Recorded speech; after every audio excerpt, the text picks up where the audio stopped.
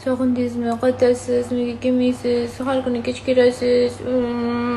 Bunaqa nima deydi? Juda жертвенный frazalar и противозачаточный frazalar.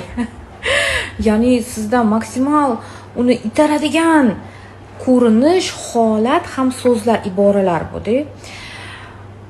Bu narsalarni eshitgan erkakni ham, даже ayolli ham erkakdan bunaqa narsalarni eshitsa, rahmi kelishi mumkin, lekin hech ham sizga tortilib, sizni sevib, wow deb energiyaga to'lmaydi-da.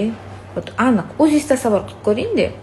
Eringiz shunaqa o'zlarini tutishlarini. Siz orzu qilishingiz mumkin, lekin aslida bu juda ham o'zidan, agar rostdan shunaqa bo'lib qolsa, juda ham etarilib, joningizga tegib ketib, xohlamay ketasiz.